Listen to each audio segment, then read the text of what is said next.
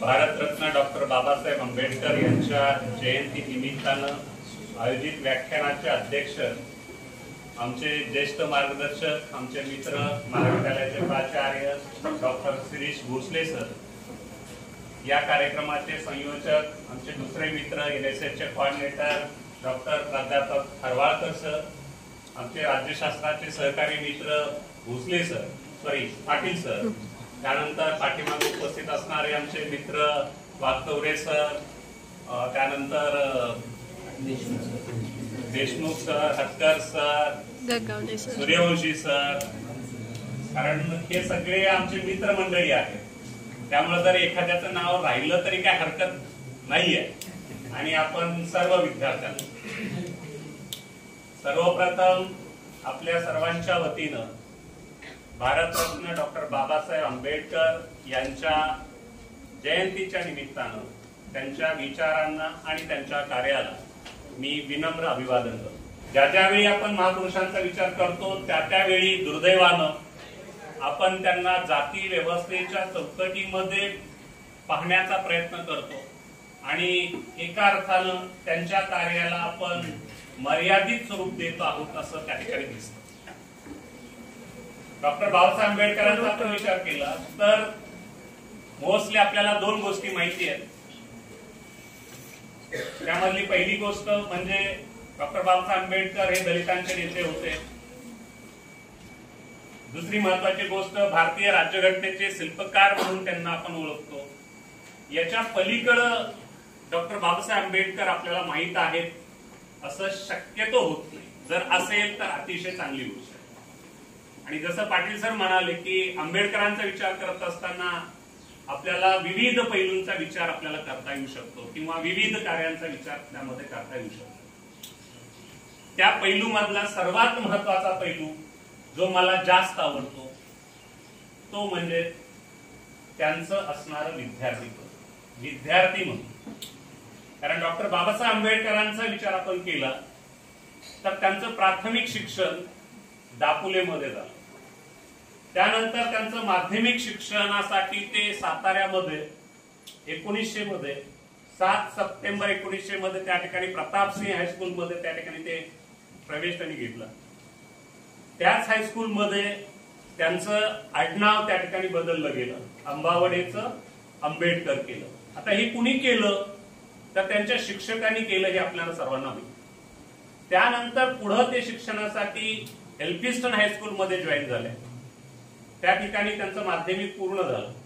त्यानंतर एल्फिस्टन महाविद्यालयामध्ये त्यांनी प्रवेश घेतला आणि त्यानंतरचं पुढचं शिक्षण त्यांचं कोलंबिया विद्यापीठ अमेरिकेमध्ये झालेलं आपल्याला दिसतं. या सर्व प्रवासामध्ये अतिशय प्रतिकूल परिस्थितीमध्ये त्यांनी आपलं शिक्षण पूर्ण केलेलं आपल्याला दिसतं. त्यासाठी त्यांना त्यांच्या शिक्षकांनी सहकार्य केलेलं आपल्याला दिसतं. कोणता शिक्षक आपल्या विद्यार्थ्याला आपलं नाव लावे याचा नीट विचार करा. दुसरी गोष्ट, जे काही सुरुवातीला ते कोलंबिया विद्यापीठामध्ये गेले त्यासाठी त्यांना सयाजीराव गायकवाड महाराज यांचं आर्थिक सहकार्य मिळालं आणि ते आर्थिक सहकार्य मिळवून देण्यामध्ये सुद्धा त्यांच्या शिक्षकांचा वाटा होता. गौतम बुद्ध यांचं चरित्र पहिल्यांदा त्यांच्या शिक्षकांनी आंबेडकरांना दिलं आणि मग पुढे आपल्याला माहिती की कोलंबिया विद्यापीठामध्ये ते शिकले. त्यानंतर पुढे जाऊन लंडन स्कूल ऑफ इकॉनॉमिक्स मध्ये त्यांचं शिक्षण पूर्ण झालं. 1913 ते 1923 या 10 वर्षाच्या कालावधीमध्ये डॉक्टर बाबासाहेब आंबेडकरांनी जगातल्या सर्वोत्कृष्ट विद्यापीठामध्ये शिक्षण घेतलं आणि सर्वोच्च पदव्या मिळवल्या. त्याच्यामध्ये 32 पदव्या त्याच्यामध्ये त्यांनी मिळवल्या. हे कसं शक्य झालं याचं वर्णन बेंजामिन फ्रँकलिन नावाचे जे काही अमेरिकेचे राष्ट्राध्यक्ष आहेत त्यांनी केलं. ते असं म्हणतात की डॉक्टर बाबासाहेब आंबेडकर यांना हे शक्य का झालं, त्याचं पहिलं कारण होतं त्यांच्याकडे असणारी विद्येची लालसा. कशाची लालसा होती? ज्ञानाची लालसा होती, विद्या मिळवण्याची धडपड होती एक गोष्ट. त्यानंतर अथक परिश्रम करण्याची त्यांची तयारी, जे म्हणतो ना आपण हार्ड वर्क करण्याची त्यांची तयारी होती. आणि तिसरी महत्वाची गोष्ट होती तुटपुंजा पैशामध्ये सुद्धा राहणं, काटकसरीचं राहणीमान. ज्यावेळेस ते इंग्लंडमध्ये राहत होते त्यावेळेचा त्यांचा जो काही डेली खर्च आहे त्याच्या संदर्भामध्ये त्या बेंजामिन फ्रँकलिननी लिहिलंय की बाबा किती कमीत कमी खर्चामध्ये ते आपलं जीवन जगू शकत होते. आणि मग ह्या सगळा इतिहास आपण काढून बघितला तर आपल्याला लक्षात येतं एक विद्यार्थी कसा असावा तर डॉक्टर बाबासाहेब आंबेडकरांसारखा असावा असं वाटायला. आणि मग त्याची सर्वोच्च नोंद सांगायची तुम्हाला म्हटलं तर कोलंबिया विद्यापीठानं आपल्या 300 वर्षाचा सर्वे केला आणि त्या 300 वर्षाच्या सर्वेमध्ये आपला सर्वात हुशार ज्ञानी विद्यार्थी कोण हे पडताळलं, सर्वेक्षण त्यांनी केलं आणि त्याच्यामध्ये डॉक्टर बाबासाहेब आंबेडकरांचं नाव 1 नंबरला आलं. आणि त्या निमित्त कोलंबिया विद्यापीठामध्ये त्यांचा पुतळा उभारला गेला आणि त्या पुतळ्याच्या खाली लिहिलेलं वाक्य आहे सिम्बॉल ऑफ नॉलेज. काय वाक्य आहे? Symbol of knowledge. आणि मग पुढचा जो सगळा प्रवास आपण अभ्यासतो मग आंबेडकर अर्थतज्ञ होते, घटनेचे शिल्पकार होते, संघटनात्मक काम केलं, लोकशाहीच्या बद्दलचं तत्वज्ञान मांडलं, विचार मांडले, साहित्याबद्दल आपल्याला बोलता येईल, त्यांचं पुस्तक मांडता येईल, अशा अनेक पैलूवरती आपल्याला बोलता येईल. परंतु त्यामधला सगळ्यात महत्वाचा पैलू जो आहे तो म्हणजे विद्यार्थी दशेमध्ये त्यांनी केलेलं काम. कारण विद्यार्थ्यांनो एक लक्षात घ्या, आंबेडकरांचा सगळा तो जीवन प्रवास तुम्ही अभ्यासला तर तुमच्या लक्षात येईल की अतिशय प्रतिकूल परिस्थितीमध्ये ते शिकले. प्रसंगी वर्गाच्या बाहेर बसावं लागलं, सार्वजनिक ठिकाणच्या दिव्यावरती अभ्यास करावा लागला, पैसे नसताना विद्यापीठात तो लायब्ररीची पुस्तकं घेऊन त्यांनी वेगवेगळ्या पद्धतीने अभ्यास केला. या सगळ्या परिस्थितीचा विचार केला तर आपल्याला लक्षात येईल जर आपल्या समोर आंबेडकरांचा आदर्श असेल तर मला वाटतं कोणत्याही विद्यार्थ्याला या सध्याच्या परिस्थितीमध्ये असणारं प्रत्येक चॅलेंज त्या ठिकाणी स्वीकारता येऊ शकतं. आणि त्यामुळं प्रत्येक विद्यार्थ्यांनी डॉक्टर बाबासाहेब आंबेडकरांचा आदर्श आपण घेतला पाहिजे. आंबेडकरांचं सुरुवातीचं लिखाण जर तुम्ही पाहिलं, प्रॉब्लेम ऑफ रुपी नावाचा त्यांचा ग्रंथ, तो पहिल्यांदा प्रबंधाच्या स्वरूपामध्ये आला. त्यानंतर ब्रिटिश ईस्ट इंडिया कंपनीचं आर्थिक प्रशासन कशा पद्धतीचं होतं त्याच्याबद्दल त्यांनी लिहिलं. MA ला असताना, PhD ला असताना जे त्यांनी प्रबंध लिहिले हे अर्थशास्त्राच्या संदर्भातले प्रबंध आहेत. आणि मग डॉक्टर बाबासाहेब आंबेडकरांच्या बद्दल असं म्हटलं गेलं, आता मी त्यांचं नाव विसरलो, एक जागतिक दर्जाचा विचारवंत आहे, तो असं म्हणतो की जर डॉक्टर बाबासाहेब आंबेडकर भारताच्या बाहेर जन्माला आले असते किंवा भारतामध्ये जातीय व्यवस्था असली नसती तर डॉक्टर बाबासाहेब आंबेडकर जगाला हे एक अर्थतज्ञ म्हणून माहिती झाले असते. एवढं अर्थशास्त्राचं ज्ञान डॉक्टर बाबासाहेब आंबेडकरांचं असलेलं आपल्याला दिसतं. आज आपल्याला माहिती की रुपया घसरला म्हणजे काय झालं हे आम्हाला आजही कळत नाही. रुपयाचा विनिमय दर काय असावा याच्या संदर्भामध्ये विचार करण्यासाठी सुरुवातीला ब्रिटिशांचं राज्य होतं हे सगळ्यांना माहिती आहे. त्यावेळी इंग्रज सरकारनं वेल्बी कमिशन नेमलं रुपयाचा विनिमय दर निश्चित करण्यासाठी. आणि त्या कमिशन पुढं भारतामध्ये असणारे, जगामध्ये असणारे वेगवेगळ्या अर्थतज्ञांनी प्रेझेंटेशन दिलं, आपलं निवेदन दिलं. आणि ते निवेदन देत असताना त्यांनी आपलं म्हणणं मांडलं की अशा पद्धतीचं असावं. त्या वेल्बी कमिशन पुढे सगळ्यात शेवटी बोलायला उभे राहिले ते म्हणजे डॉक्टर बाबासाहेब आंबेडकर. बरेच जण बोलले होते त्यामुळे ते जे अध्यक्ष होते वेल्बी त्यांना वाटलं की आता काय ऐकायची आवश्यकता नाही आहे. आणि ते म्हणाले डॉक्टर आंबेडकरांना की डॉक्टर आंबेडकर आता मला तुमचं ऐकण्याची काय आवश्यकता आहे असं वाटत नाही, बऱ्यापैकी मुद्दे कव्हर झालेले. हे ऐकून डॉक्टर बाबासाहेब आंबेडकर नम्रपणे त्यांना म्हणाले, महोदय आतापर्यंत तुम्ही जे प्रेझेंटेशन ऐकलेलं आहे, ज्या वेगवेगळ्या अर्थतज्ञांनी दिलेलं आहे त्यामध्ये त्यांनी जे रेफरन्स तुम्हाला सांगितले, ज्याचा आधार सांगितला ती पुस्तकच मी लिहिलेली आहे. आणि ह्याचा पुढचा जो भाग आहे तो मीच लिहू शकतो, मीच सांगू शकतो, त्यामुळे हे सांगू शकणार नाही. आणि मग वेल्बींना ती गोष्ट लक्षात आली. वेल्बींनी शांतपणे आंबेडकरांचं प्रेझेंटेशन ऐकलं आणि रुपयाचा विनिमय दर निश्चित करण्याचं जी कमिटी होती त्या कमिटीचं अध्यक्षपद डॉक्टर बाबासाहेब आंबेडकरांना दिलं. आणि त्यानुसार आपल्याला माहिती की पुढे जाऊन 1 एप्रिल 1935 ला रिझर्व्ह बँकेची स्थापना झाली आणि रुपयाच्या विनिमय दराचं काम झालेलं. म्हणजे हे डॉक्टर बाबासाहेब आंबेडकरांचं अर्थशास्त्रातलं ज्ञान आहे, हे लक्षात. ज्यावेळेस डॉक्टर बाबासाहेब आंबेडकर लोकशाहीबद्दल बोलत असतात त्यावेळेस ते सांगतात की पहिल्यांदा आर्थिक लोकशाही प्रस्थापित झाली पाहिजे, आर्थिक लोकशाही प्रस्थापित झाल्यानंतर सामाजिक लोकशाही प्रस्थापित होईल आणि सामाजिक लोकशाही प्रस्थापित झाल्यानंतर मग राजकीय लोकशाही प्रस्थापित. म्हणजे आर्थिक बाब ही त्यांनी महत्वाची मानलेली आपल्याला दिसते. आणि याच्या संदर्भामध्ये डॉक्टर बाबासाहेब आंबेडकरांचे एक पुस्तक आहे, doctor Babasaheb Ambedkar Buddha and Karl Marx. Karl Marx माहित नाही असं कोण नाही, अर्थशास्त्रातले सगळ्यांना कार्ल मार्क्स माहिती आहे. कार्ल मार्क्सने आहेरे वर्ग आणि नाहेरे वर्ग याच्या पद्धतीची जी मांडणी केली आणि त्या मांडणीचं आकर्षण जे होतं डॉक्टर बाबासाहेब आंबेडकरांना ते का होतं तर वर्गविहीन समाज रचना हे जे काही त्याचं तत्व आहे, ध्येय आहे, त्याचं आकर्षण होतं. परंतु त्याचा जो मार्ग होता तो मात्र डॉक्टर बाबासाहेब आंबेडकरांना मान्य नव्हता. का मान्य नव्हता त्याचं कारण आहे की आपल्याला माहिती आहे की आपलं ध्येय जेवढं चांगलं असलं पाहिजे तेवढंच ते ध्येय साध्य करण्यासाठी साधनं वापरणार आहोत, ती साधनं सुद्धा चांगली असली पाहिजेत. त्याला आपण साध्या शब्दामध्ये म्हणतो साधन सूचिता महत्वाची असते. आणि ती साधन सूचिता डॉक्टर बाबासाहेब आंबेडकरांकडे होती आणि त्यामुळे त्यांनी सांगितलं की क्रांतीचा मार्ग आम्हाला मान्य नाही, कारण क्रांतीच्या मार्गातून काय होऊ शकतं, operation is success but patient is dead. उपयोग आहे का? त्यामुळं लोकशाहीचा विचार त्यांना मान्य होता आणि त्या अनुषंगाने त्यांनी सांगितलं की लोकशाहीमध्ये शांततेच्या मार्गानं रक्त विहीन राज्य क्रांती करता येऊ शकते. तर ते कशाने करता येऊ शकते तर लोकशाहीच्या मार्गातून करता येऊ शकते. आणि म्हणून डॉक्टर बाबासाहेब आंबेडकरांना लोकशाहीचं आकर्षण असलेलं आपल्याला दिसतं.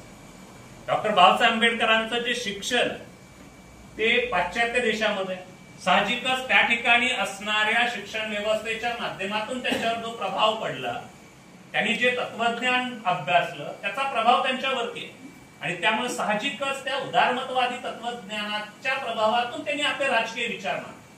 परंतु त्याच्यामध्ये डॉक्टर बाबासाहेब आंबेडकरांचं वेगळे पण कशामध्ये आहे तर भारताच्या राजकीय, सामाजिक, आर्थिक परिस्थितीची जाण त्यांना असल्यामुळं त्या परिस्थितीचं प्रतिबिंब त्यांच्या राजकीय विचारामध्ये आणि मग लोकशाहीच्या विचारामध्ये डॉक्टर बाबासाहेब आंबेडकरांनी संसदीय लोकशाही व्यवस्थेचा पुरस्कार केलेला आपल्याला दिसतो. आपल्याला माहिती आहे की लोकशाही दोन प्रकार किंवा लोकशाहीचे दोन प्रकार महत्वाचे मानले जातात. त्यामध्ये अध्यक्षीय लोकशाही आणि संसदीय लोकशाही.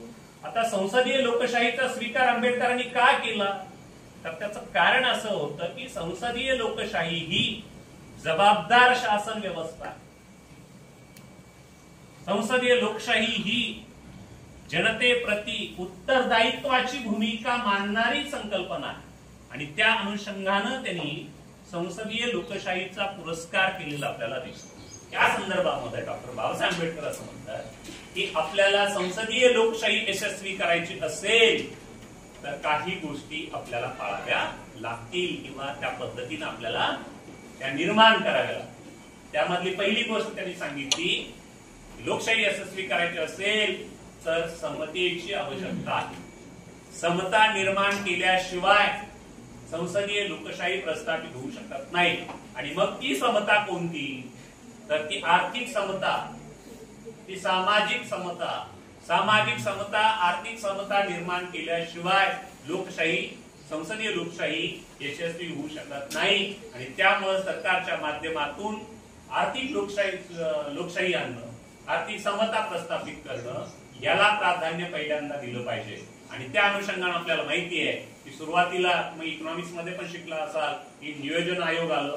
नियोजन आयोगाच्या माध्यमातून त्या ठिकाणी पंचवार्षिक योजना आल्या, गरीब हटाव सारखी योजना आली, स्वस्त धान्यासारखं दुकान आलं किंवा वेगवेगळ्या रोजगार हमीच्या योजना आल्या किंवा त्याच्या अगोदर असणारा समुदाय विकास कार्यक्रम आला. या सगळ्या माध्यमातून गरीब हटावची योजना आली. याच्या सगळ्या माध्यमातून आर्थिक समता प्रस्थापित करण्याचा प्रयत्न सरकारच्या माध्यमातून झालेला आपल्याला दिसून येतो.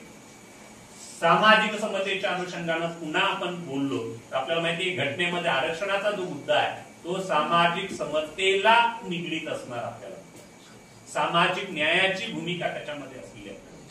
महिलांच्या बाबतीमध्ये असणारं आरक्षण असेल, मग एससी एसटी असणारं आरक्षण असेल, ओबीसीना दिलेलं आरक्षण असेल, या सगळ्या ज्या गोष्टी आहेत त्या सामाजिक समतेच्यासाठी असलेल्या आपल्याला दिसतात. त्यानंतर त्यांनी संसदीय लोकशाही यशस्वी करायची असेल तर दुसरी गोष्ट सांगितली ती म्हणजे सक्षम विरोधी पक्ष असला पाहिजे. आता आपल्याला माहितीये की विरोधी पक्ष कोण आहे आणि सत्ताधारी पक्ष कोण आहे, पण मुद्दा हा आहे की विरोधी पक्ष का गरजेचा आहे, तर विरोधी पक्षानं सत्ताधारी पक्षाच्या निरंकुश अमर्याद सत्तेवरती नियंत्रण ठेवण्याचं काम करायचं असतं. विरोधासाठी विरोध न करता सरकारी पक्षाच्या माध्यमातून जे काही कारभार केला जातो त्याच्यामध्ये ज्या त्रुटी राहतील, उणिवा असतील, त्या दूर करण्याचा प्रयत्न त्याच्यामध्ये त्यांनी करायचा असतो आणि त्या पद्धतीनं सक्षम भूमिका विरोधी पक्षानं बजावायची असते. आज भारताच्या 75 वर्षाचा इतिहास काढला तर 75 वर्षाच्या इतिहासामध्ये जे काही वेगवेगळे विरोधी पक्ष होते त्यांनी फार समाधानकारक काम केलेलं आहे असं म्हणणं खूप धाडसाचं. त्यामुळे विरोधी पक्षाची भूमिका सक्षम असली पाहिजे हा विचार आंबेडकरांनी मांडलेला आपल्याला दिसतो. त्यानंतर तिसरा मुद्दा त्यांनी सांगितला, कायद्याचं राज्य असलं पाहिजे. काय असलं पाहिजे? कायद्याचं राज्य असलं पाहिजे. कायद्याच्या राज्यामध्ये दोन कन्सेप्ट महत्वाचे आहेत, rule of law and procedure by law. कायदा प्रमाण मानणं आणि कायद्यानं सांगितलेली प्रोसेस जी आहे ती फॉलो करणं, या दोन गोष्टी त्याच्यामध्ये महत्वाच्या. आणि मग त्या गोष्टींचा आपण विचार केला तर आपल्याला असं लक्षात येतं घटना हा आपला सर्वोच्च कायदा आहे. त्याचबरोबर वेगवेगळे कायदे वेगवेगळ्या पद्धतीनं केले गेले, परंतु त्या कायद्याच्या अंमलबजावणीच्या बाबतीमध्ये मात्र काय परिस्थिती आहे याचा जर आपण विचार केला तर आपल्याला असं लक्षात येतं की भारतामध्ये कायद्याचं राज्य आहे का असं म्हणण्याची परिस्थिती सध्या निर्माण झालेली आहे. कारण सध्या सोशल मीडियावर धुमाकूळ चालू आहे. येता येता भोसले सरांना मी बोललो, एक नाव तुम्हाला माहित, कलम 19 मध्ये सांगतंय, कलम 19 म्हणतंय व्यक्तीला अभिव्यक्तीचं स्वातंत्र्य आहे, बोलण्याचं स्वातंत्र्य आहे. मग माझा प्रश्न आहे की कुणाल कामरा काय वेगळं बोलला, का अटक करताय तुम्ही, का तुम्हाला सहन होत नाही, याचा अर्थ आहे की कायद्याचं राज्य नाही, कायद्याला तुम्ही घाबरताय. विरोधी पक्षावरती टीका कुणी केली नाही, विरोधी पक्षानं कुठल्या सत्ताधाऱ्यावर टीका केली नाही. पंडित नेहरूंवरती टीका झाली, वाजपेयींवरती टीका झाली, अनेक सगळ्या पंतप्रधानांवरती, मुख्यमंत्र्यांवरती, सगळ्यांवरती टीका झाली. मग XYZ कुणावरती टीका झाली तर तुम्हाला वाईट वाटण्याचं कारण काही नाही ना. तो जनतेचा हक्क आहे, संविधानानं तो अधिकार दिलेला आहे आणि मग तो अधिकार दिलेला असताना जर अशा पद्धतीच्या कारवाया होत असतील तर कायद्याचं राज्य आहे काय हा प्रश्न निर्माण होतो. पुढची महत्वाची डॉक्टर बाबासाहेब आंबेडकर असं म्हणतात की संसदीय लोकशाही यशस्वी व्हायची असेल तर त्यासाठी स्वतंत्र, निर्भीड, निरपेक्षपणे काम करणारी वर्तमानपत्र, प्रसार माध्यम असली पाहिजेत.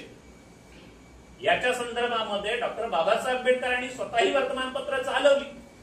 त्यामध्ये आपल्याला माहिती 1920 ला मुकनायक नावाचं वर्तमानपत्र सुरू केलं. घटनेला अर्थ कधी आहे तर घटनेमध्ये सांगितलेली जी तत्व आहेत, मूल्य आहेत ते व्यवहारामध्ये आली पाहिजे, तुमच्या वागण्यामध्ये आली पाहिजे, तुमच्या शासन व्यवस्थेमध्ये आली पाहिजे. जर ती आली तर घटना आहे, जर तुम्ही त्याचं पालनच करणार नसाल तर मग संविधान धोक्यात आहे असं म्हणण्याशिवाय पर्याय राहत नाही. आणि दुर्दैवानं हेच होतंय, घटनेमध्ये सांगितली जी तत्व आहेत, मूल्य आहेत त्यांना हरताळ फासण्याचं काम चालू आहे आणि आम्ही सांगतो की आम्ही संविधानाला हात लावणार नाही.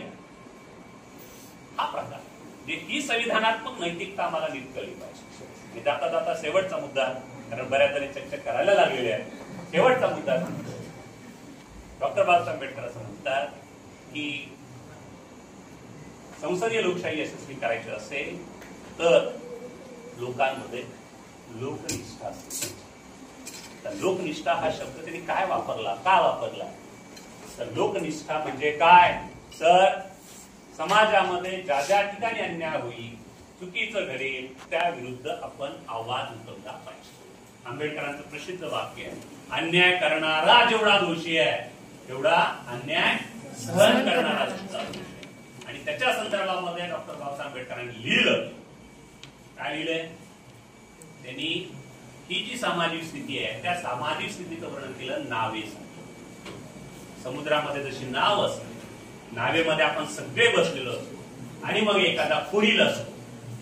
कसं काय यांची मजा करूया, जरा त्या नावेला खोल पाडू. बरोबर, थोडा काळ त्याला मजा वाटेल, दुसरे घाबरलेले बघून त्याला मजा येईल, परंतु थोड्या वेळानं त्या सगळ्यांबरोबर हा सुद्धा बुडणार आहे याची जाणीव त्याला असत नाही. दुसऱ्याचं घर जळताना बघायला मजा वाटते, परंतु ती आग आपल्या घराला कधी लागेल हे सांगता येऊ शकत नाही. तीच परिस्थिती आताच्या भारतीय समाजकारणाची आहे. आता सगळेजण म्हणतायत की नाही चाललंय तिकडे जाऊ दे, मला काय घेणं देणं नाही, मला काय त्रास नाही ना. पण एक परिस्थिती अशी येणार आहे की ती परिस्थिती तुमच्या घरापर्यंत पोहोचेल.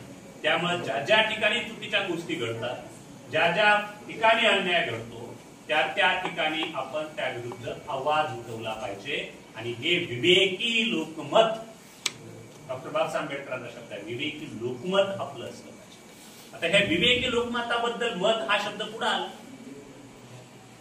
मत हा शब्द पुढे आला तर आपल्याला माहिती आहे डॉक्टर बाबासाहेब आंबेडकरांनी भारतीय राज्यघटनेच्या कलम 326 मध्ये प्रौढ मताधिकार दिला.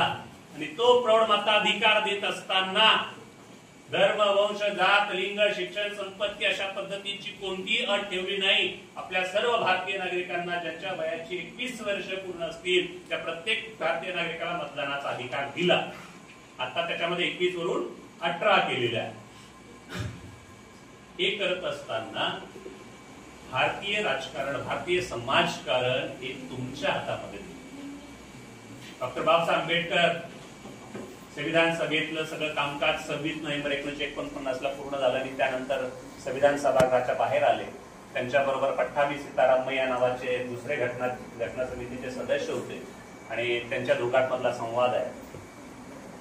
आंबेडकर, आता ते इंग्लिशमध्ये हिंदीमध्ये काय असेल ते असेल दोघांचा संवाद, ते पुस्तक रूपांमध्ये मी वाचला तो तुम्हाला सांगतोय. आंबेडकर आज काय खुश दिसता, आनंदी दिसताय. काय जसं आपण म्हणतो ना आज काय छान वाटतंय, आनंदी आहे, आज काय वाढदिवस वगैरे आहे का वगैरे वगैरे, असं ते म्हणतात की आज काय. डॉक्टर बाबासाहेब आंबेडकर म्हणतात की मी आज खरंच आनंदी आहे. त्याचं कारण आहे की इथून पुढं भारताचा राजा राणीच्या पोटातून जन्माला येणार नाही, तर तो मतदानाच्या पेटीतून जन्माला येईल. भारताची सत्ता भारतीय जनतेच्या हातामध्ये दिली मतदानाच्या प्रक्रियेतून आणि त्या घटनात्मक तरतुदीच्या माध्यमातून. आता हे सांगितल्यानंतर पट्टाभी सीतारामय्या पुढे बोलले. हे तर मला सांगायचंच आहे, पुढे सांगायचं. पुढे काय म्हणाले ते ठीक आहे, परंतु तुम्ही जो सरसकट हा मतदानाचा अधिकार दिला त्या अधिकाराचा वापर करणारी जनता त्याचा नीट वापर करेल का नाही याची खात्री नाही. बऱ्याचशा प्रमाणामध्ये दारिद्र्य आहे, बेकारी आहे, गरिबी आहे, त्यामुळे ही लोक मताचा अधिकार विकतील ही शंका त्यांनी बोलून दाखवली. त्याला डॉक्टर बाबासाहेब आंबेडकरांनी उत्तर दिलं. ते असे म्हणाले की ज्यावेळी आमच्या भारतीय नागरिकाला आपल्या मताची किंमत समजेल त्यावेळी तुमच्यासारख्या राज्यकर्त्या एवढा भिकारी कुणी असणार. काय शब्द वापरला त्यांनी राज्यकर्त्यांना? भिकारी. ती कधी भिकारी होती? कधी आपल्याला आपल्या मताचं मूल्य कळलं त्यावेळी.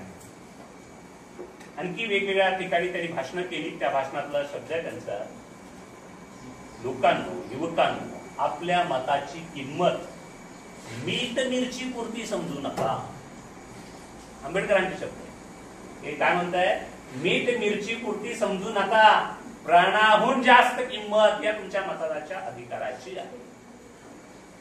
त्यामुळं त्या मतदानाच्या अधिकाराचा वापर चांगल्या पद्धतीनं करा. त्या पुढे ते असं म्हणताय की अयोग्य उमेदवाराला मत देणं म्हणजे, अयोग्य उमेदवाराला मत देणं म्हणजे खटकाच्या हातामध्ये बकऱ्यानं सुरी दिल्यासारखं आहे.